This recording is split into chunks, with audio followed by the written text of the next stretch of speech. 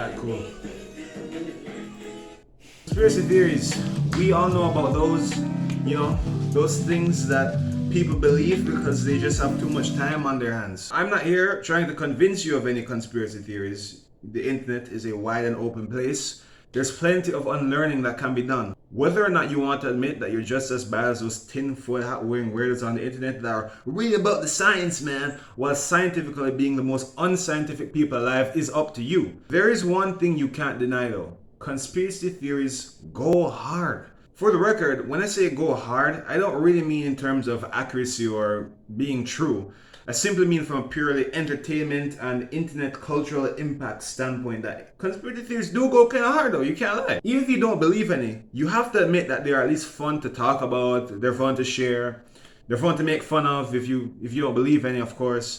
They go hard. I mean, hell, there are even popular YouTube channels that are dedicated to just talking about conspiracy theories. Not on a level of saying, this is the truth, but just like, yo, look at this. People believe this shit. That's crazy. There's even a video topic, iceberg videos, where the main entertainment value comes from those unconfirmed narratives around specific topics. You don't watch an iceberg video on a topic you already know about to hear the things at the top. Oh, it's just interesting. I like to hear the things. No. You watch it for the stuff at the bottom. You watch it, pause. You watch it for the things at the bottom of the iceberg. Speculatory nonsense, theories that aren't confirmed, crazy shit. Oh my god, yo, you tell me that it's actually Illuminati? That's what you're watching it for. That's the truth. Admittedly, different conspiracy theories have different levels of I don't want to talk to you anymore. When you have a game like Mario 64 and you talk about like, oh, it's actually a initiation into the Illuminati, it carries a different weight than if you say, okay, X historical event is actually a hoax or X historical event is done by Y entity or whatnot. But I think a lot of you low-key believe in some of that shit.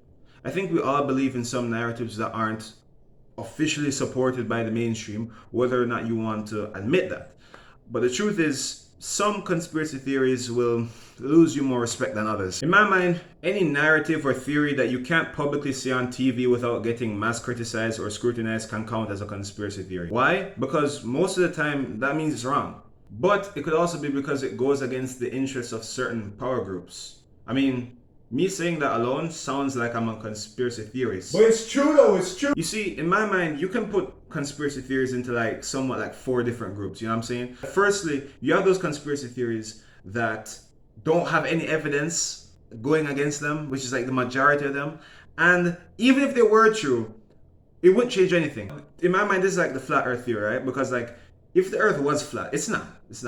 Why even need me to tell you? The earth is not flat. But if it was, what would that change? Why is it relevant? Secondly, you have those theories that are still ridiculous and still have no real evidence. But if they were true, you could kind of see why someone would have it in their mind to have such a narrative and why, you know what I'm saying? There's actually a reason for this shit to exist, hypothetically speaking. Then you have the ones that kind of sort of make sense, but you don't really believe, not really, but you don't really believe at all. Lastly, and this is probably the rarest form of them, you have those theories that start off as theories that only crazy people on the internet talk about, but they end up becoming proven as fact and they end up making themselves into the news. You probably noticed I specifically refrained from mentioning a few extreme examples of conspiracy theories that were definitely false. Flat Earth, and whichever group you put your conspiracy theories in depends on how crazy you are. These categories are sort of just my personal perception of how people get down. You don't know, you need to know what I believe. Listen, I believe everything. I believe everything everyone tells me. You need to know what I believe. Conspiracy theories have existed basically as long as we've been able to communicate to each other and share information on a mass scale. But with the age of the internet, it has literally skyrocketed. You know, like how in this age of social media and we're all meant to be socially connected and we can talk to anyone whenever we want to, but everyone is just lonely. I think that applies to information just as much. We live in an age where all the information we could possibly need is at our fingertips for free anytime we want it. Yet you see these videos coming on your timeline, these Gen Z kids failing the most basic general knowledge questions. It's embarrassing. Just as social media has made us antisocial, the age of information has made us dumber. That's because not all information is accurate and are therefore useful. People primarily on the internet want to be entertained. No one is going to sit down and take the time to research the facts and figures of evidence to decide whether or not it actually happened and how people are saying it's happened. And BS is more fun than facts. And it's also easier to understand and relate to. These kids may not know what country they're in, what's 3 times 3 times 3, what countries border their continent or country, what continent they're on, but I bet you they know all the celebrity gossip. They can differentiate between all the Kardashian sisters, even though they have the same personality and look the same, at least from my perspective. Useless factoids, trivia, and conspiracy theories all have one thing in common. They're distractions. There are people out there who have dedicated their entire lives to finding and confirming the existence of mythical creatures. Let that sink in. Whew. Bitch is a hot mouthful in here, man. We often like to believe in BS just because it's fun and, well, we want to believe in it and have something to talk about. What evidence is there actually that Drake actually put hot sauce in a condom to spite a bitch? For all we know, that woman could have never even slept with Drake in the first place. And hot sauce? Really? What kind of random sensational crap is that? But a random female makes a random accusation about a very famous guy and everyone runs with it like it's facts and it's news, and we make memes and we laugh at it and we criticize and we have these long ass opinion pieces on people we don't even know because it's a distraction, it's fun. But not all conspiracy theories are distractions, as I've already said. Many of them revolve around the secrets and untold truths about the world and who's being manipulated and who's being manipulative and who's really in the Illuminati and who's really a pedophile and who's really this, who's really that, who's that. With this in mind, it's only expected that many conspiracy theories just end up becoming tried and true political beliefs, especially for extremist groups. I should say the extent to which people believe in some conspiracy theories isn't always black and white. Sometimes things start off with some basic truths, some basic facts that have been maybe not exactly honestly reported by the media. That breeds some level of distrust and people go down the rabbit hole and they can end up at different levels on how much something is real or how much an ideology is facts. You know, how much you rock with a certain color pill really depends on you at the end of the day. I personally am a red pill enjoyer, you know, on occasion. As most young men are these days, just like in terms of like self-improvement and being confident and the recognition that there is something wrong with society today. The recognition of the matrix and how society makes young people today, particularly men, weaker in some sense. I do believe in that because the basis of this belief is grounded in some facts. It's a scientific fact that too much usage of certain social media platforms, especially like TikTok and Twitter and Instagram and Facebook, are directly linked to poor mental health and reduced attention span. It is a fact that these platforms on a scientific level are engineered in a way that they can induce these sort of conditions in people as quickly and as efficiently as possible. And it is a fact that the more people suffer under these conditions, the more money these platforms make, thus proving an incentive to really F up the mental health of a lot of young people. This is undeniable. Whether or not these platforms are all working together, plus the governments of the world, plus the mainstream media all at the same time to push harmful political beliefs and get people to just stop being who they are. I mean, I can't prove. I'm not saying it's true, but people believe it, and you know, they have their reasons. A more blue pill sort of belief is that gender roles are actually from white imperialism. You know, I'm a conscious guy. You know, I know about history. I am more than willing to recognize any like things that white imperialism did that, you know, we are still suffering from in society today. And trust me, there are many of them. But gender roles in general, nah, bro, that's cap.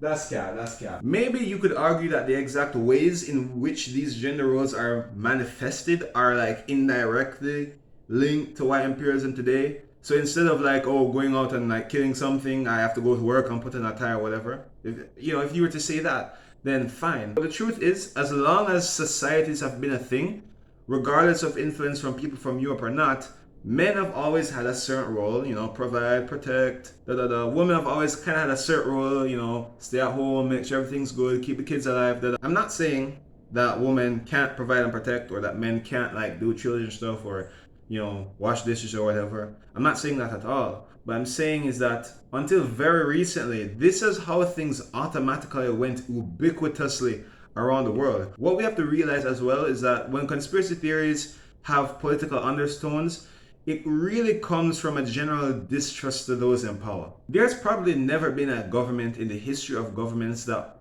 operated always under 100% transparency and high moral principle in regards to the people it leads. And if there were, it probably wouldn't last long because they would have been voted out or just kicked out by force. The majority of us like the fakeness without even realizing it. If you automatically believe everything that the political leaders of your favorite party believe, while simultaneously automatically discounting anything that opposition says, well, you are a... Conspiracy theories in the political space are a dangerous thing in my opinion, mostly because it really destroys discourse, and therefore it destroys free speech, therefore it destroys critical thinking, and ultimately it destroys any chances of having a functional democracy.